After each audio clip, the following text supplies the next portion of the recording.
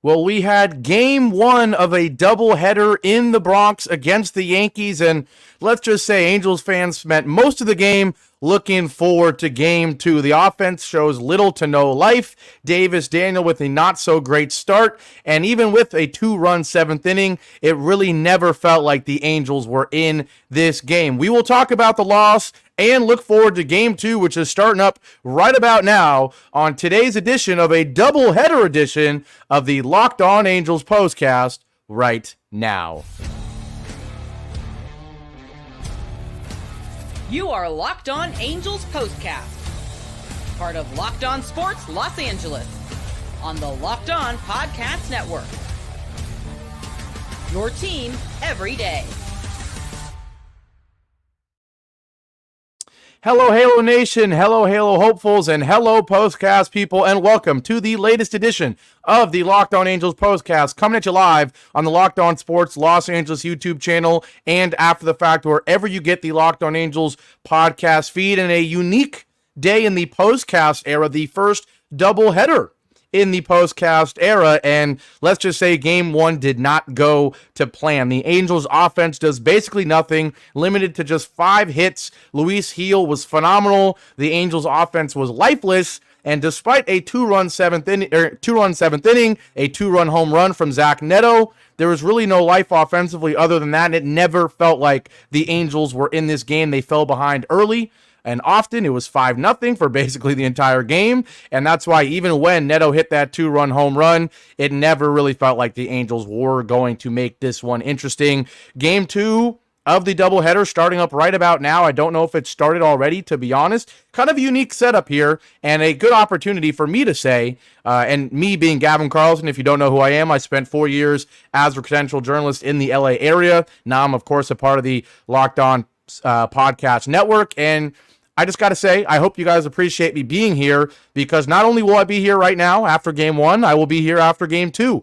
And I am very confident in saying that there's nobody else doing this. There is nobody else that will be here after both games of a doubleheader. Obviously, a unique situation with game one getting postponed yesterday in the Bronx because of the rain. So if you appreciate me being here twice in the same day to give you 2 postcasts in the same day in like a 3-hour span, show your appreciation by hitting the like button, leaving comments. I appreciate the people that are in here: Jeff, Futt, Alex, Daniel Barry, and anyone else who is here as well. Appreciate you. Leave a comment, leave a like, subscribe if you haven't already. Today's show is brought to you by Prize Picks, the easiest and most exciting way to play daily fantasy sports. Go to prizepicks.com/LockedOnMLB and use code all lowercase LockedOnMLB for a first deposit match up to $100.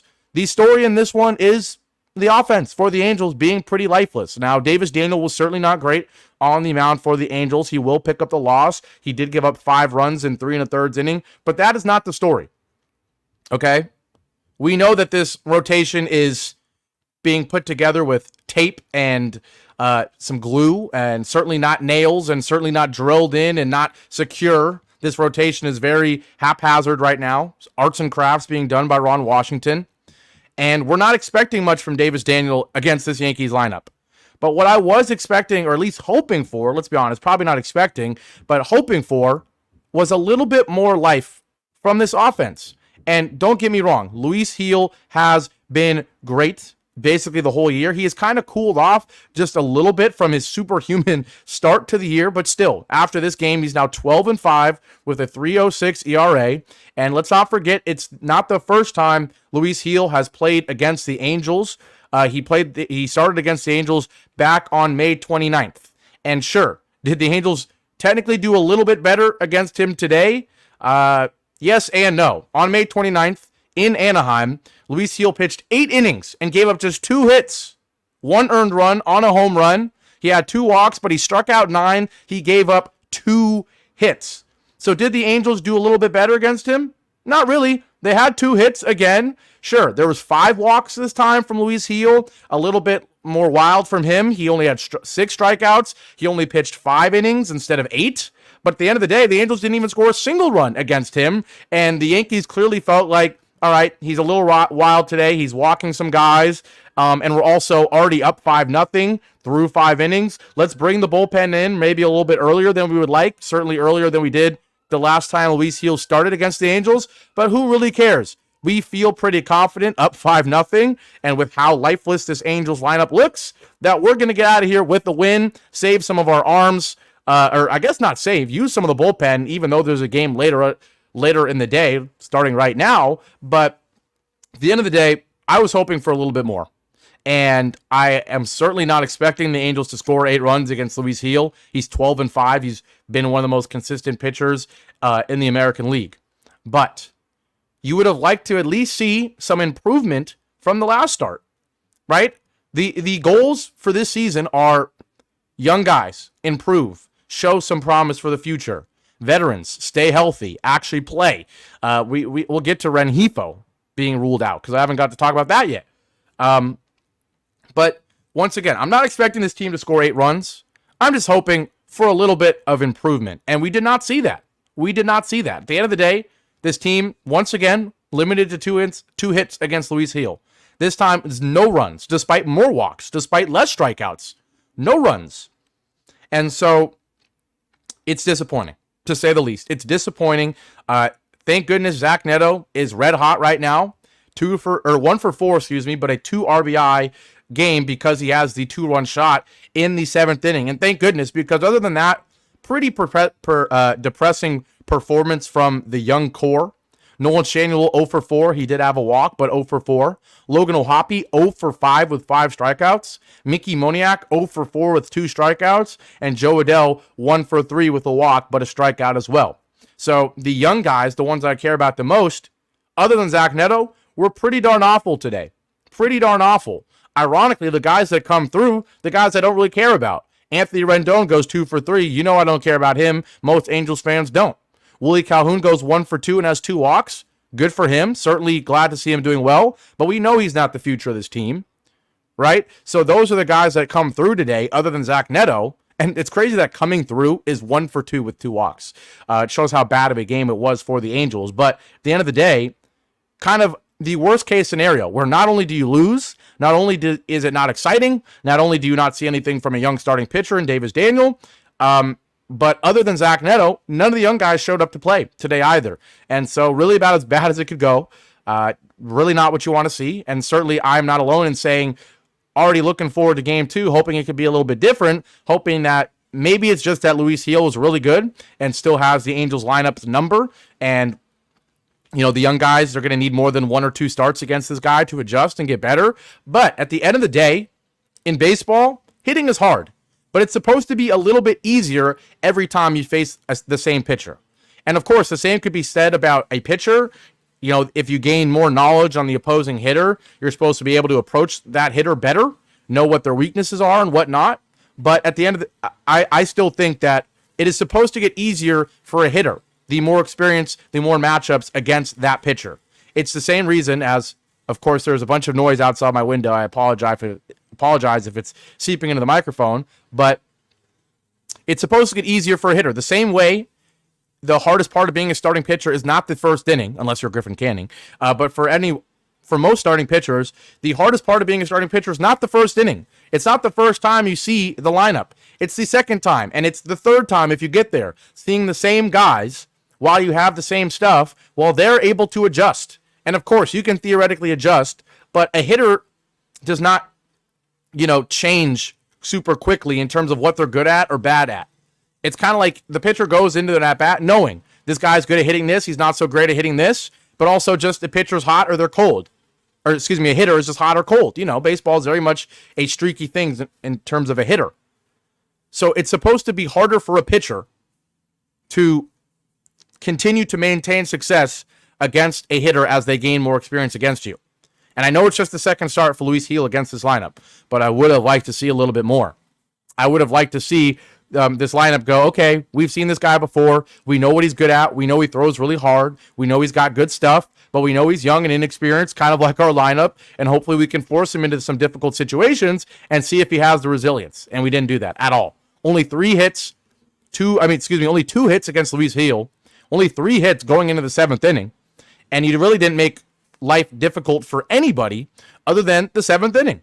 Other than, if you didn't watch the game, Nolan Schanuel leading off the 7th inning with a walk, not against Luis Gil, I mind you, because even though Luis Gil had all those walks, weren't able to capitalize. It was not until the bullpen was in, Aniel De Los Santos, where he walks Nolan Schanuel to lead off the seventh. Then Jake Cousins comes in for De Los Santos and immediately on the fourth pitch of his outing gives up a home run to Zach Neto, hangs a 1-2 slider down the middle. And so certainly Zach Neto makes this game not an absolute disaster, because at least Zach Neto, since he is asked to be moved up to the number 2 hole, boy, has he backed up the talk and walked the walk. Hitting second, he had the big go-ahead 3-run home run in the Mets series. He has a nice 2-run home run here. And he's really impressing me with his approach. It's not easy to hit 1-2. And a hanging slider certainly helps. But when it's 4 sliders in the same at-bat, and you get a horrible strike 1 call and a slider way inside, that instantly makes the at-bat really hard. Then you get a borderline strike 2 called out a slider on the knees. Then they throw a slider away that you very easily could swing at and you take, and then you get a hanging slider and crush it. That's an impressive at-bat. It's not easy to deal with bad calls in an at-bat, the same pitch 4 times, all in different spots, and be able to square one up and drill it like he did. 15 home runs already for Zach Neto. We're talking about a shortstop that could very easily finish the year with 22, 23, 24, maybe a 25 home run season, while being an above-average fielder, while certainly being an above-average base runner and athlete. While he's this young, certainly some promise. And I love that he's hitting second. It makes perfect sense, especially with Rengifo done for the year now. Why waste at-bats on guys like Rendon and certainly guys like Brandon Drury and whatnot? Let it be Zach Neto. Let the 3-hole hitter be Logan O'Hoppe, even though he was brutal today. Let it be Logan O'Hoppe and not Taylor Ward. I love it. I love it. Zach Neto is making it worthwhile to do it too. He's not just making it an okay, let's get him at bats. He's actually doing well in those at bats.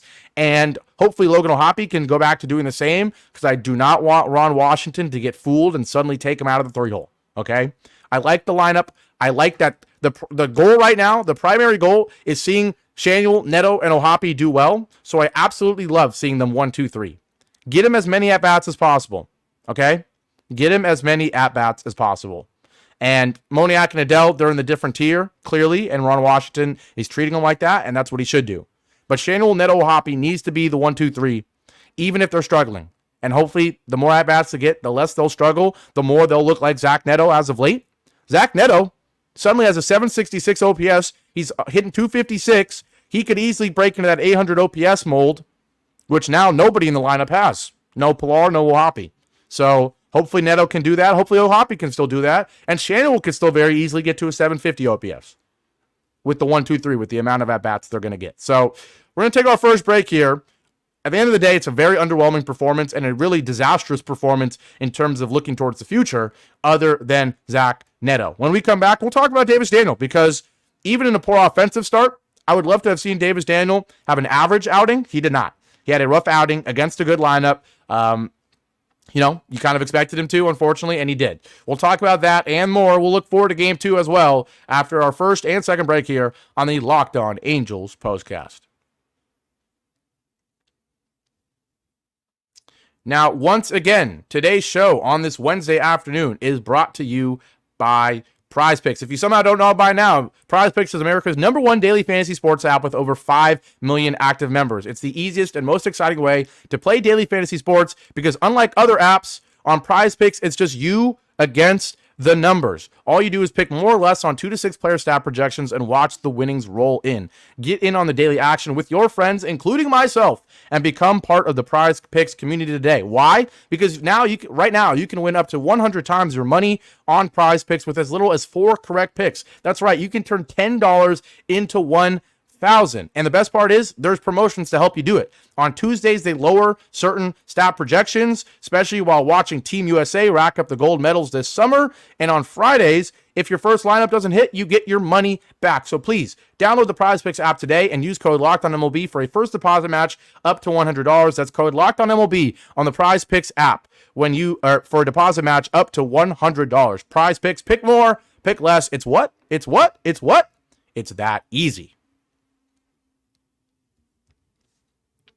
Back here live on the Locked On Sports Los Angeles YouTube channel. This is the Locked On Angels Postcast, a special day of the postcast because it's a double header, which means not one, but two postcasts on the same day. And like I said at the beginning, I guarantee you nobody else is doing this. So if you appreciate me for having not one, but two shows on the same day, keeping you up to date on both games, go ahead and leave a like, leave a comment, let me know you appreciate it. I wish the game was as exciting as the fact that there's two postcasts on the same day, but it wasn't. Angels lose 5-2 in the doubleheader opener and the series opener in the Bronx against the Yankees. Boy, those lineups couldn't look any more, or those records, couldn't look any more different. The Angels now 49-64. The Yankees now 68-46 after the 5-2 win for the Yankees over our Angels. Davis Daniel, the starter for the Angels, and he was not great. I mean, the stats show it. The performance shows it. He wasn't great. Just 3 1/3 inning pitched, 7 hits, 5 runs, all earned, 2 walks, only 4 strikeouts, and he gave up the home run as well. And, you know, I'm not going to rip into Davis Daniel or anything. At this point, we know what Davis Daniel is. He's a guy that probably doesn't have stuff good enough to be a starting pitcher in the MLB. Maybe borderline, an end of rotation type of guy. I think he would be a pretty solid guy as like your long reliever, because what you want in a long reliever is a guy that's going to eat up innings, throw strikes, specifically in games where maybe you're down a ton of runs already and you just need him to eat up innings, or in a game where maybe the starter absolutely collapses but the game is still close, or whatever. Davis Daniel, kind of like Carson Fulmer, is probably best as a guy who can eat up innings, 4th, 5th, 6th inning, to maybe give your lineup a chance to come back in a game where they're down in, or just eat up innings in a game where they're down a ton in. But at the end of the day, he does not have the stuff to be a successful starting pitcher. I don't think so. And I give him a lot of credit because he, in terms of pitch sequence, in terms of being a pitcher and not a thrower, I think he is that. And that's why I think he still has a place on this roster in the bullpen, potentially in the future, is because he doesn't just go out there and throw pitches, and he can't because he doesn't have electric stuff. He is strategic, and he pitches like a veteran in terms of getting ahead, knowing when to throw strikes, knowing how to work pitches off of each other. If I throw a fastball in the outside corner, then it makes sense to throw a slider away. If I throw a fastball up and in, makes sense to throw a changeup down and in, stuff like that, where it's almost so common sense that maybe at times it becomes predictable, but if it's common sense enough to the point where it's difficult to hit, you will take it. You will take it. So I'm not going to rip into Davis Daniel today. I think it's absolutely ridiculous to do so. The same way I don't like ripping into Carson Fulmer when he's not great, because at the end of the day, they're being asked to do things that they're probably not ready to do yet. And certainly not great. Really not a single inning where you were like, Davis Daniel looks good in this inning, right? It started right away. You give up a leadoff double to Alex Verdugo. Then with 1 out, you walk Aaron Judge. It's 1st and 2nd with 1 out, or 1st and 3rd with 1 out, and you give a base hit to Austin Wells, lefty on righty. It's 1-0. You strike out Jazz Chisholm. You're like, all right, maybe you can get out of this only allowing 1 run. But then Anthony Volpe doubles with 1st and 2nd and 2 outs. You're up 1-0 and you throw a fastball right down the middle. Not very good. And just like that, it's 2-0 right away. And against this lineup, when you fall behind, it's kind of hard to come back because then they have the confidence, and it's just a difficult lineup. The Yankees are a very good team. And so, 2nd inning, he gives up another run, and it just kind of felt like there was never going to be a moment where he's going to be clear. He gave up the home run to Oswaldo Cabrera, of all people, who does have 7 home runs in the year. Once again, another fastball, and his fastball is just not good enough. It's just not hard enough. There's no movement. It's not going to really sneak by any good hitters. So twice he gets burned with the fastball. 3rd inning, he doesn't give up a run, but even when he doesn't give up a run, there's still a single and a double, and he deserves a lot of credit for getting out of the bottom of the 3rd, despite a leadoff single and then a double, and having 2nd and 3rd with nobody out to go strikeout, pop-up, strikeout. That's impressive. And, that was an example of, even without electric stuff, you can be successful. A first pitch changeup to Jazz Chisholm gets him swinging a miss to start the at-bat and had him on his toes the rest of the at-bat. That's how you're able to then sneak 2 fastballs right down the middle by him, because it's strategic pitching, a changeup to start the at-bat. Anthony Volpe, you get a pop-up on an up and in slider. Just a tough pitch to hit. And then Trent Grisham, who's not great, certainly, but pitches all over the place. First pitch slider, then a fastball, then changeups down 2-0. You throw back-to-back changeups in the zone, and then you throw a fastball at the knees. That's, once again, a great pitch sequence. Down 2-0, you throw 2 changeups in the zone, and then a fastball at the knees. And so the third inning kind of shows you why Davis Daniel can be a pitcher in the MLB. Can he be a successful starting pitcher, at least in his current construct? I don't think so. But certainly I don't think the Angels don't have anything in Davis Daniel. He can be same thing with the Carson Fulmer. If those are the 2 long relievers on this team with like Hans Krause, Ben Joyce, Jose Marte or something, that's not the end of the world of a bullpen, at least in my opinion. Obviously, you would like a lefty in there as well. Matt Moore obviously pitched today, but at the end of the day, Davis Daniel, I'm not going to rip into him too much because it's just useless. It's not fair to him, and it's not really productive. It's just not, it wasn't great, but it's kind of what you expect from Davis Daniel. We're going to take our last break here. I'm going to take a sip of water because I am out of breath. I just came back from the gym, and it's really hot in LA, especially in my room, because like I always say, I turn off the fans when I'm going live on the postcast so that I don't have any loud noises in the microphone. But man, I need a sip of water, and I guess we're already about to get the start of Game 2, so maybe we'll get a little live look in at what I look like watching an Angels game, because I think by the time Segment 3 starts, we might have Angels baseball happening right now. But I'll take my last break here. When I come back, we'll preview Game 2 a little bit, because we kind of have a unique situation here with the doubleheader. We'll preview Game 2. Hopefully we can see something else. New pitcher for the Yankees, obviously new pitcher for the Angels. I'm sure the lineup is the exact same. Maybe a couple changes. We'll preview it after our last break here on the Locked On Angels Postcast. Game 1 of a doubleheader edition. Now, finally, today's show is brought to you by Liquid IV. When you're taking in America's pastime, don't forget to hydrate with Liquid IV. I just said I'm dehydrated. And guess what? In this bottle right here, it's not just regular water. There's Liquid IV in it. Why? Because it has electrolytes, essential vitamins, and clinically tested nutrients. It's the #1 powdered hydration brand in America, and I don't have their new popsicle firecracker flavor, but apparently that's the way to go because it's a surefire summer hit. But at the end of the day, you got to go with Liquid IV. Baseball and summer go together like Liquid IV and indulgent hydration, and you're listening to someone who's literally about to take a sip of it right now. Watch this. Amazing. How about that for live content right there?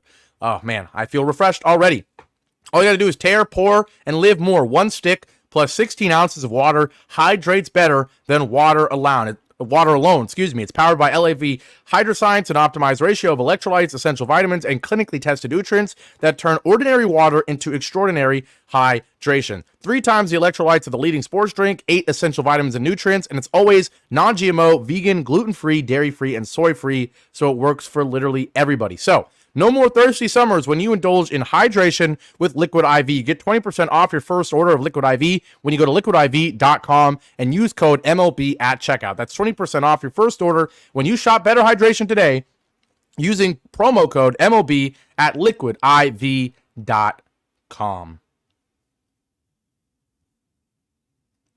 Back here live on the Locked On Sports Los Angeles YouTube channel. This is the Locked On Angels Postcast, a special one, Game 1 of a doubleheader edition. And as I'm here in Segment 3, we are officially underway in Game 2 of the doubleheader. And unfortunately, the Angels offense already picking up where it left off in the 5-2 Game 1 loss. 2 outs to start the top of the first inning. A Nolan Schanuel fly out on the first pitch of the game, and then a Zach Neto line out on a nice 6-pitch at bat, but he does line out. He hit it really hard, actually, 100-mile-an-hour exit velo. I'm not watching this one yet because I'm obviously doing the postcast, but I'm looking at MLB.com, and right now we just have strike 3 from Logan O'Hoppe swinging. So a 1-2-3 top of the first inning. Not what we want to see. I was about to say, what do we want to see in Game 2? Well, as you know, my #1 priority is always to see the young guys do well. And I was just talking earlier about it's very nice that the Angels' young core is hitting 1-2-3.